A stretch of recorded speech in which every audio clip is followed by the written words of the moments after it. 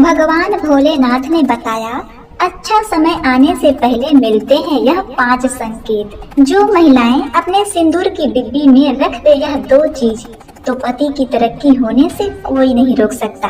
और जब भगवान का घर में वास होता है तो मिलते हैं यह 11 संकेत। एक बार माँ पार्वती भगवान भोलेनाथ के साथ पृथ्वी लोक पर भ्रमण करने आई। तब माँ पार्वती की दृष्टि कुछ ऐसे स्त्री पुरुषों पर पड़ी जो अत्यंत उदार, सीधे साधे, नित्य भगवान का पूजन करने वाले थे। फिर भी वे गरीबी, भूखमरी, बेरोजगारी से बेहाल, दुखी, दीनहीन अवस्था में दिखाई दे रहे थे। तब उन सज्जनों के दुख को दूर करने के लिए माँ पार्वती भोलेनाथ से आग्रह करती हैं। वे कहती हैं, हे प्रभु, ये आपके परम भक्त हैं। ये मनुष्य भगवान को प्रसन्न करने के लिए बहुत सारी पूजा पाठ और व्रत करते हैं। भगवान के आगे सुबह शाम दीपक जलाते हैं और भोग भी लगाते हैं, ताकि भगवान की कृपा उन पर बनी रहे और उन्हें जीवन में किसी भी तरह की समस्या का सामना न करना पड़े। फिर भी इनका ये दुख समाप्त क्यों नहीं होता? तथा अच्छा समय आने से पहले कौन से शुभ संकेत मिलते हैं और स्त्रियों को अपने सुहाग के लंबी उम्र, स्वस्थ खुशहाल वैवाहिक जीवन के लिए कौन से 2 काम चुपके से कर लेने चाहिए? हे पार्वती, आज मैं आपको इन सभी प्रश्नों के उत्तर एक कहानी के माध्यम से बताता हूँ, जो न केवल प्रेरणादायक है, बल्कि जो भी कहानी को ध्यान पूर्वक अंत तक सुनता है उसे उसका लाभ अवश्य मिलता है। यदि मेरे बताए गए इन कार्यों को जो भी मनुष्य करेगा तो उसे गरीबी से छुटकारा मिल जाएगा। आगे भोलेनाथ ने कथा का प्रारंभ किया और कहते हैं, हे देवी पार्वती, एक समय की बात है, लालपुर नामक एक गांव में सुखदेव नाम का एक गरीब ब्राह्मण अपने पत्नी और अपने एक बेटे के साथ रहता था। वह गरीबी में जैसे तैसे अपना जीवन यापन कर रहा था। सुखदेव भगवान श्री कृष्ण को बहुत मानता था, मन ही मन सदैव उनका नाम जपता रहता था। तो वही ब्राह्मण की पत्नी बहुत ही ज्यादा धूर्त और लालची थी। वो हमेशा किसी न किसी बात को लेकर अपने पति से झगड़ा करती रहती थी। ब्राह्मण की पत्नी ब्राह्मण से कहती कि इस गांव में तो हमें कोई भिक्षा भी नहीं देता, आप दूसरे गांव में जाकर भिक्षा क्यों नहीं मांगते? इस तरह दरिद्रता में हम कब तक जिएंगे? या आप कोई काम काज कीजिए। तब ब्राह्मण ने उत्तर दिया, हे भाग्यवान, मैं अपनी तरफ से कोशिश तो करता हूँ, अगर मेरी किस्मत में ही सुख नहीं है तो मैं क्या करूँ? कोई भी मुझे काम नहीं देता और भिक्षा मांगने पर भिक्षा भी नहीं मिलती। ब्राह्मण बोली, आपकी बातें तो बहुत बड़ी बड़ी होती हैं, लेकिन आप करते कुछ नहीं है। घर में बैठकर खाना खाते हैं और भगवान का भजन करते हैं। अब ऐसा नहीं चलेगा, जाओ बाहर और कुछ कमा कर लाओ। हे देवी पार्वती, रोज रोज ब्राह्मणी के झगड़े और तानों से तंग आकर एक दिन वह ब्राह्मण अपना पोथी पत्रा उठाकर घर से दूर दूसरे गांव में चला गया। उस गांव में जाकर भागवत कथा सुनाने का प्रयास किया, लेकिन कोई उसकी कथा को सुनने को तैयार नहीं था। ऐसे में दुखी होकर वो वापस अपने गांव में लौटने लगा। तो तेज गर्मी पड़ने के कारण उसे बड़ी धूप लग रही थी। उसे विश्राम करने की आवश्यकता थी। तो रास्ते में एक पीपल के पेड़ के नीचे जाकर वह विश्राम करने लगा। भगवान शिव कहते हैं, हे देवी पार्वती, उस विशाल पीपल के पेड़ की जड़ में एक काला नाग रहता था। वही लेटे लेटे मन ही मन सोचता है, हे भगवान, ये आपकी कैसी माया है?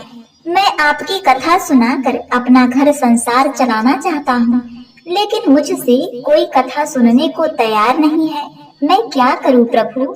अब तो आप ही मुझे कोई रास्ता दिखाओ। हे प्रभु, मैं यही इस पीपल के वृक्ष के नीचे बैठकर कथा कहता हूँ और आप ही मेरी कथा को सुनो, क्योंकि और कोई तो मेरी कथा को सुनता नहीं। ये सोचकर ब्राह्मण वही अपना पोथी पत्रा निकालता है और विधि पूर्वक कथा कहना आरंभ करता है। ऐसे में पेड़ की जड़ में बैठा वो नाग कथा सुनने लगता है। पूरी भागवत कथा को वो बहुत ही ध्यान से सुनता है। जब कथा समाप्त होती है तो बाहर आकर ब्राह्मण को एक सोने का सिक्का दक्षिणा में देता है और फिर कहता है, हे ब्राह्मण महाराज, तुम रोज यहाँ आकर कथा कहा करो, तुम्हें और कहीं जाने की जरूरत नहीं है। मैं रोज तुम्हें एक सोने का सिक्का दक्षिणा में दूंगा, लेकिन ये बात तुम किसी और से मत कहना। ब्राह्मण उस काले नाग को देखकर डर जाता है। फिर नाग के दिव्यमयी रूप को देखकर थोड़ा सा साहस हुआ। ब्राह्मण उसकी बात मान लेता है। नाग के जाने के बाद वो भगवान श्री कृष्ण को धन्यवाद देते हुए कहता है कि हे प्रभु, आपने तो मेरी जिंदगी ही बदल दी। मैंने आपसे थोड़ा मांगा, आपने तो मेरी झोली ही भर दी। आपकी महिमा अपरंपार है प्रभु। अब वो ब्राह्मण रोज सुबह सवेरे नहा धोकर उस पीपल के पेड़ के पास आता और उस नाग देवता को कथा सुनाता, और वह नाग बदले में रोज एक सोने के सिक्के को लाकर उस ब्राह्मण को दक्षिणा में देता, और वह ब्राह्मण बड़ा ही प्रसन्न चित्त मन से उस सोने के सिक्के को लेकर घर जाता। बहुत जल्द ही वो दरिद्र से धनवान बन गया। अब उसके पास किसी भी वस्तु, किसी भी चीज की कोई कमी नहीं थी। पूरे गांव के लोग उसकी प्रगति को देखकर आश्चर्यचकित थे। लोगों के मन में तरह तरह के सवाल उत्पन्न हो रहे थे। बहुत लोगों के मस्तिष्क में तो यह चल रहा था कि जरूर ये ब्राह्मण कोई गलत काम कर रहा है, जिसकी वजह से वो इतनी जल्दी इतना धनवान हो गया है। अब लोग ब्राह्मण की पत्नी से सवाल करने लगे। एक दिन पड़ोसन ने उससे पूछा, हे बहन, तुम्हारे पति के पास इतना धन कहाँ से आ गया है? आखिर ऐसा कौन सा काम करता है वो? उस स्त्री की बातों को सुनकर ब्राह्मण की पत्नी बोली, वो तो दूसरे जगहों पर जाकर कथा सुनाते हैं, उन्हीं से उन्हें जो धन मिलता है वो लेकर आते हैं। पड़ोसन ने आश्चर्य से कहा, कथा सुनाने के लिए इतना धन भला कौन देता है? अब तो उसकी पत्नी के मन में भी कई सवाल उठने लगे, तो वो पति से पूछने लगी, हे स्वामी, इतना धन आपको कौन देता है? लेकिन ब्राह्मण से तो नाग देवता ने किसी को कुछ बताने से मना किया था, इसीलिए वो कुछ नहीं बताता। लेकिन उसकी पत्नी तो उसके पीछे ही पड़ गई। वो हर रोज जिद करने लगी, जिससे कि ब्राह्मण उसे सोने के सिक्के के बारे में बता दे कि वो कहाँ से आता है। ऐसे में एक दिन ब्राह्मण विवश हो गया और उसने धीरे से पत्नी को नाग के बारे में सब बता दिया। अब तो उसके पत्नी में काफी ज्यादा लालच आ गया। उसने सोचा कि जरूर उस पीपल के पेड़ के नीचे बहुत सारा खजाना है, जहाँ से वह नाग सोने की मोहरें लेकर देता है। अगर उस नाग को मार दिया जाए तो पूरा खजाना मिल सकता है। इसीलिए ब्राह्मणी ने अपने पति को खाने में नशे की दवा मिला दी, जिससे सुबह को उस ब्राह्मण की नींद नहीं खुली। और सुबह उस ब्राह्मणी ने अपने जवान बेटे को उठाकर कहा, ब्राह्मणी ने अपने बेटे से कहा, सुनो बेटा, वहाँ पीपल के पेड़ के नीचे रोज तुम्हारे पिता कथा कहते हैं, जिसे सुनने के बाद एक नाग वहाँ आकर सोने का सिक्का देता है। उस पीपल के पेड़ के जड़ में जरूर कोई ढेर सारा खजाना दबा हुआ है। तुम आज वहाँ जाकर कथा कहो। जब कथा समाप्त होने लगे तब सर्प तुम्हें सिक्का देने आए तो उसे मारकर उस पेड़ के नीचे से पूरा खजाना निकाल लाना। भगवान शिव जी इस कहानी को आगे पूरा करते हुए कहते हैं, हे देवी पार्वती, उस ब्राह्मणी के बेटे को भी लालच आ गया और वो पोथी पत्रा लेकर उस पीपल के पेड़ के नीचे जा पहुंचा और वहां जाकर कथा कही। जब नाग देवता सिक्का देने उसे बाहर आए तो उसने नाग पर फावड़े से प्रहार किया, जिससे नाग का पूंछ कट गया और वो किसी तरह बचकर वहां से निकल गया। जैसे ही ब्राह्मण के बेटे ने पेड़ के नीचे खोदना शुरू किया तो नाग ने पीछे से उस ब्राह्मण के बेटे को डस लिया, जिससे उसकी वहीं पर मृत्यु हो गई। इधर जब ब्राह्मण होश में आया तो उसने देखा कि उसका पोथी पत्रा वहाँ नहीं है। उसे अब समझ में आ गया कि कुछ तो गलत हुआ है। वो जल्दी जल्दी उठा और पीपल के पेड़ के पास गया तो अपने बेटे को वहाँ मृत देखकर बड़ा ही दुखी हुआ। अब उसे सारी बात समझ में आ गई। उसने अपने बेटे के मृत शरीर का अंतिम संस्कार किया। उसके बाद उसने अपनी पत्नी से कहा, मुझसे बहुत बड़ी भूल हो गई कि मैंने नाग देवता के मना करने के बावजूद तुमसे ये बातें बताई। आज तुम्हारे लालच की वजह से हमने अपने पुत्र को हमेशा के लिए खो दिया। नाग देवता ने, भगवान ने हमें धनवान होने का संकेत पहले ही दिया था, लेकिन हम समझ नहीं सके। लेकिन उसकी पत्नी को उसकी बात का कोई असर नहीं हुआ। दूसरे दिन उसकी पत्नी ने उससे कहा कि आप जाकर उस नाग देवता को कथा सुनाइए, कम से कम घर का खर्च तो चलता रहे। पत्नी की बात मानकर विवश होकर वो अपना पोथी पत्रा लेकर फिर उस पीपल के पेड़ के नीचे गया और कथा कही। कथा समाप्त होने पर वो नाग बाहर आया। नाग ब्राह्मण से क्रोध पूर्वक कहा, हे दुष्ट, तुम यहाँ से चले जाओ। हे ब्राह्मण, तुम पुत्र के मृत्यु से दुखी हो तो मैं अपने पूछ को खोने से दुखी हूँ। मैंने तुम्हें पहले ही मना किया था कि ये बात तुम किसी को मत बताना, लेकिन तुमने मेरे साथ विश्वासघात किया। मैं तुम्हें श्राप देता हूँ कि जो संपत्ति तुमने मेरे द्वारा अर्जित की है वो सारी नष्ट हो जाएगी। हे देवी पार्वती, नाग के श्राप से कुछ ही दिनों में ब्राह्मण फिर से दरिद्र हो गया। उसने अपने पत्नी से कहा, आज तुम्हारी लालच की वजह से हम फिर से दरिद्र हो गए। अब उसकी पत्नी को भी अपने किए पर काफी पश्चाताप हुआ। इस प्रकार से ब्राह्मण अपने पुत्र को खोने और दरिद्र होने के दुख में दिनों दिन दुबला होने लगा। और एक दिन अचानक उसके मन में ख्याल आया और उसने पोथी पत्रा उठाई और भगवान का नाम लिया और उसी पीपल के पेड़ के नीचे जाकर उसने भगवान की मूर्ति बनाई और उनका षोडशोपचार विधि से पूजन किया। पोथी खोलकर उसने भागवत कथा सुनाई कि उसके द्वारा किए गए पापों को क्षमा करे और फिर से सुख समृद्धि तथा पुत्र प्राप्ति का उपाय बताए, कोई संकेत बताए जिससे उसका उद्धार हो सके। उस ब्राह्मण की इतनी विनती और पूजा पाठ से प्रसन्न होकर उस पीपल के पेड़ से पीपल देव प्रकट होते हैं और वहाँ पर भगवान विष्णु अपने अलौकिक रूप में प्रकट होकर उस ब्राह्मण से कहते हैं, मैंने अपने दूत को सर्पवेश में तुम्हारे उद्धार के लिए भेजा था, जो तुम्हें तुम्हारे अच्छे जीवन के लिए पहले से ही संकेत दे रहा था, लेकिन तुमने उस संकेत को नहीं समझा। वापस से तुमने लालच किया और अपने दुर्भाग्य को फिर से तुमने न्योता दिया। यह सब तुम्हारे और तुम्हारे पत्नी के कर्मों का फल है। भगवान अपने भक्तों को अवसर अवश्य देते हैं, लेकिन वो भक्त यदि उस अवसर से चूक जाए और दुष्कर्म करे तो उसका परिणाम तो उसे भुगतना ही पड़ेगा। अतः हे ब्राह्मण, किंतु अब तुम्हारे इस पूजा पाठ और प्रायश्चित से मैं प्रसन्न हूँ। अच्छा समय आने से पहले मिलने वाले यह 5 संकेतों के बारे में बताता हूँ।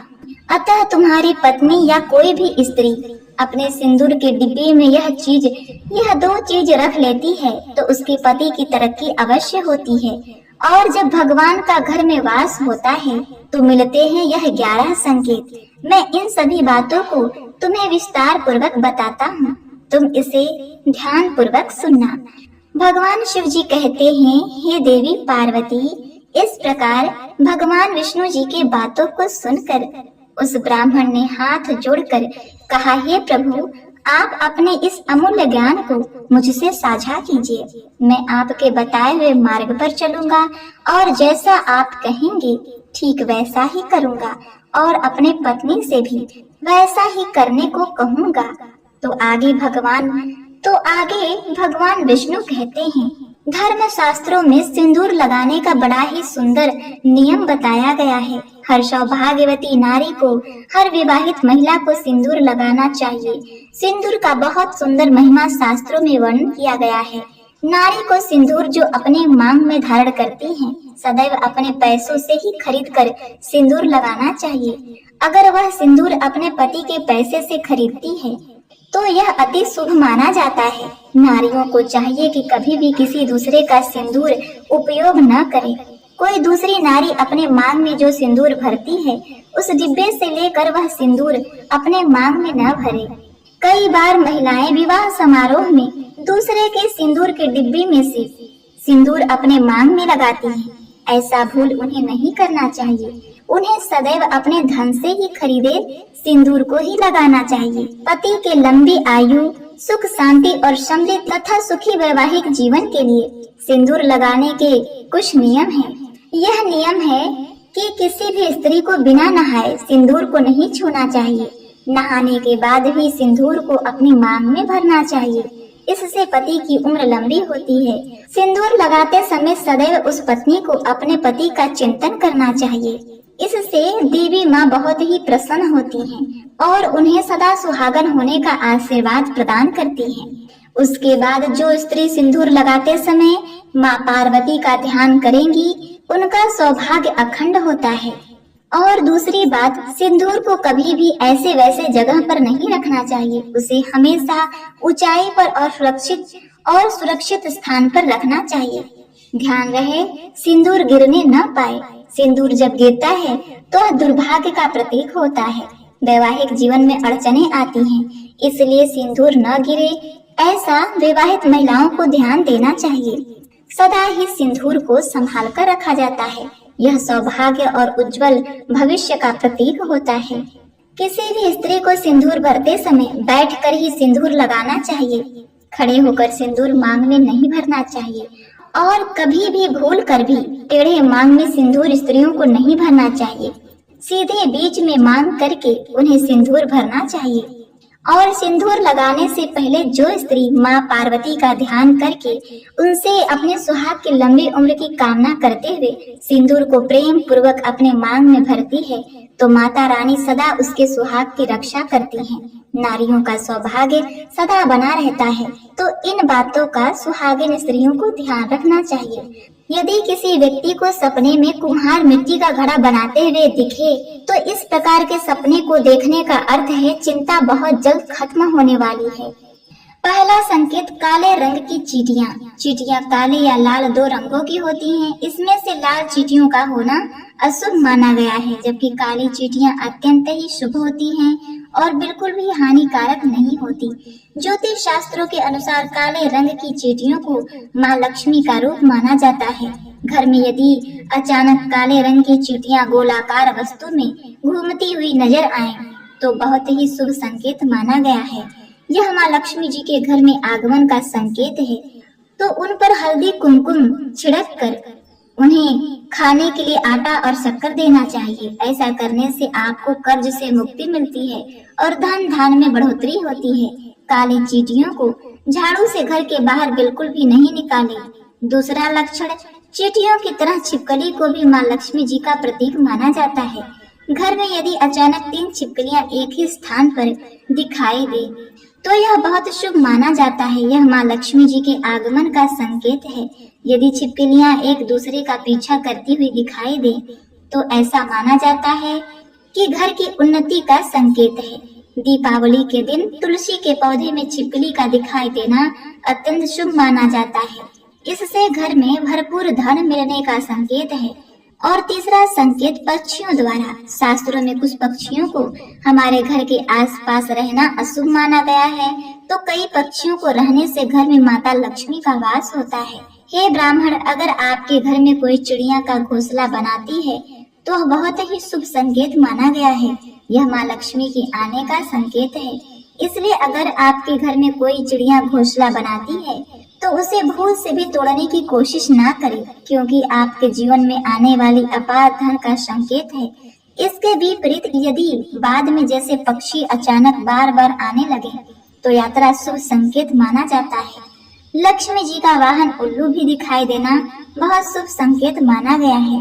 शंख की ध्वनि, यदि आपको दिन में किसी समय या मुख्य सुबह या शाम को नित्य शंख की ध्वनि सुनाई देती है, तो यह अत्यंत शुभ माना जाता है। इसका अर्थ यह है कि माँ लक्ष्मी आप पर प्रसन्न है और जल्दी ही आपके घर जीवन में प्रवेश करेंगी, जिससे आपका आर्थिक तंगी संकट दूर होगा। जीवन में सुख समृद्धि आने वाली है। पांचवी बात यह है कि आपके दाहिने हाथ की हथेली में लगातार खुजली हो रही है, तो यह भी धन प्राप्ति का शुभ संकेत है। माँ लक्ष्मी जी आपसे प्रसन्न होकर आपकी हर मनोकामना पूर्ण करने वाली हैं। छठी बात, जैसे कि हम जानते हैं कि हमारे सपने में हमें लगातार कुछ न कुछ संकेत देते हैं, इसी तरह धन लाभ होने वाला है तो माँ लक्ष्मी जिनका संकेत हमें सपने में देती हैं, सपने में बार बार झाड़ू, सांप, नेवला, उल्लू दिखाई दे तो निश्चित ही हमें निकट भविष्य में धन का लाभ होने वाला है। यदि वास्तव में भी नेवले को देखते हैं, घर के बाहर निकलते ही किसी को झाड़ू लगाकर देखते हैं, साफ सफाई करते देखते हैं, तो यह भी एक प्रकार का संकेत है और माँ लक्ष्मी का संकेत है। इसे भी शुभ ही समझना चाहिए। इतना कहकर भगवान विष्णु वहां से अंतर ध्यान हो गए और वह ब्राह्मण सभी बातों को आत्मसात करके अपने घर को आया और अपने स्त्री को उसने अपने स्त्री को प्रेम पूर्वक समझाया और उसकी स्त्री भी अपनी गलती को लेकर बड़ी ही दुखी थी। उसमें भी बहुत ही परिवर्तन आया। उसने भगवान की पूजा अर्चना करनी आरंभ कर दी और सात्विक गुणों का आचरण करने लगी। वह फिर से गर्भवती हो गई और समय आने पर उसे एक पुत्र और एक पुत्री, 2 संतानों की उत्पत्ति हुई।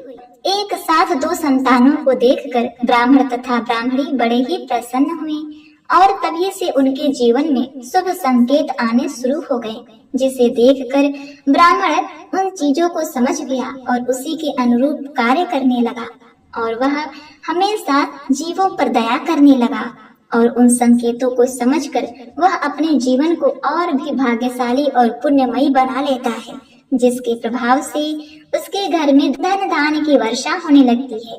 माँ लक्ष्मी भगवान विष्णु सहित स्थायी रूप से उसके घर में निवास करने लगते हैं और उस घर में रहने वाले सभी भगवान के भक्त हो गए। इस प्रकार से भगवान भोलेनाथ के मुख से यह सारी कथा कहानी और